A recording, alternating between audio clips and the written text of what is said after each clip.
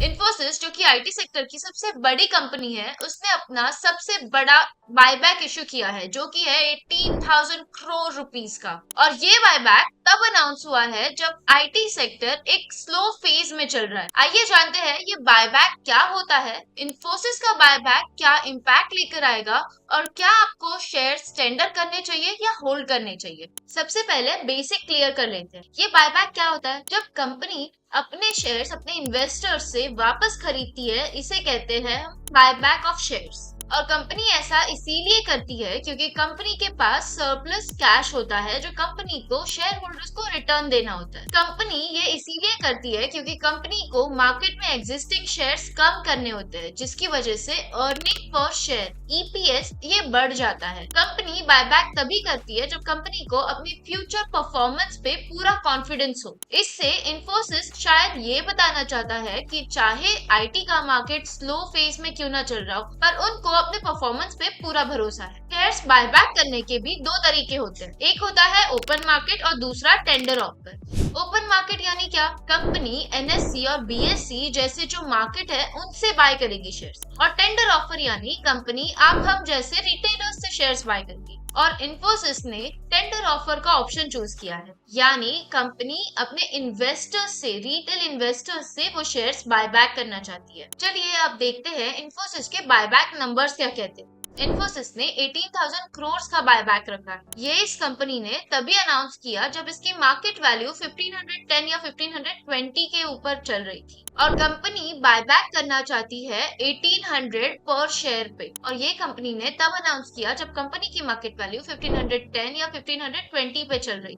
चलिए अब इन्फोसिस के बायबैक नंबर्स पे थोड़ा गौर करते हैं। कंपनी ने बायबैक 18,000 करोड़ रुपीस का इशू किया, जिसमें कंपनी ने टेंडर ऑफर का मोड चूज किया। कंपनी की बायबैक प्राइस 1800 पर शेयर है।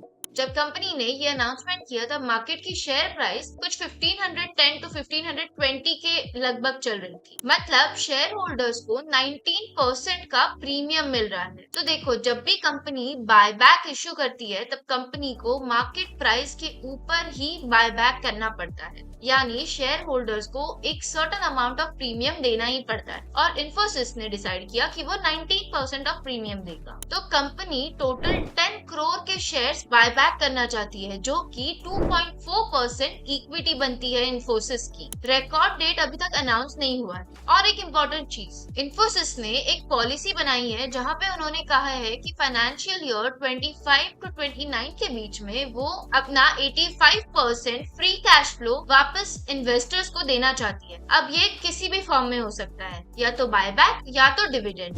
सवाल आता है कि इन्फोसिस ये बायबैक अभी क्यों कर रहा है। इन्फोसिस के पास कैश रिजर्व ज्यादा है और इतना कैश एक्सपांशन या डेली ऑपरेशंस के लिए जरूरी नहीं है। मार्केट में एक न्यूज चल रही है कि आईटी सेक्टर की डिमांड स्लो है, तो इस न्यूज को टैकल करने के लिए और लोगों में ये मैसेज पहुंचाने के लिए कि आईटी कंपनी अभी भी स्टेबल है, जब न्यूज कहती है कि आईटी सेक्टर स्लो डाउन हो रहा है तब बायबैक ये एक मैसेज देता है कि आईटी सेक्टर अभी भी स्टेबल है। ये बायबैक इन्वेस्टर्स को अट्रैक्ट करता है और इन्फोसिस के स्टॉक को एक कुशन देता है। अगर हिस्ट्री देखे तो इन्फोसिस ने पहले भी बहुत सारे बायबैक्स किए हैं, जैसे 2017 में, 2019 में, 2021 में, 2022 में, लेकिन इस बार का अमाउंट सबसे बड़ा है। तो अगर आपके पास इन्फोसिस के शेयर्स है तो आपके पास दो ऑप्शंस है, टेंडर या होल्ड। तो अगर आप टेंडर करते हो तो आइए समझते हैं इसका कैलकुलेशन क्या है और आपके हाथ में कितना अमाउंट एक्चुअल में आ रहा है। तो सबसे पहले इस बायबैक को डिविडेंड अमाउंट माना जाएगा और इस बायबैक में 10% टैक्स कंपनी आपको डिडक्ट करके देगी। कंपनी को 10% टैक्स लगता है, जो कि इस केस में होता है 180।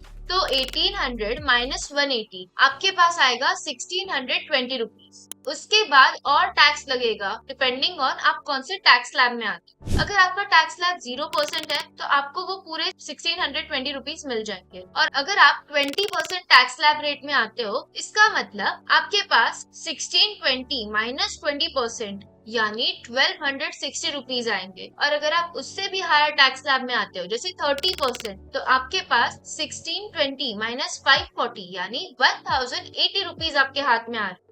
तो बी अ स्मार्ट इन्वेस्टर और अपना डिसीजन सही हिसाब से लो। तो दोस्तों ये जो 18,000 करोड़ का इन्फोसिस का बायबैक है वो एक बहुत ही बड़ा डिसीजन है जो कॉन्फिडेंस और स्टेबिलिटी दोनों सिग्नल करता है, और इसको टेंडर करना है या होल्ड करना है ये आपकी फाइनेंशियल गोल्स और रिस्क एपिटाइट पर डिपेंड करता है। आपका डिसीजन क्या होगा ये आप हमें कमेंट करके जरूर बता सकते हो, और अगर आपको ये वीडियो पसंद आई हो तो लाइक शेयर और सब्सक्राइब जरूर करना। Thank you.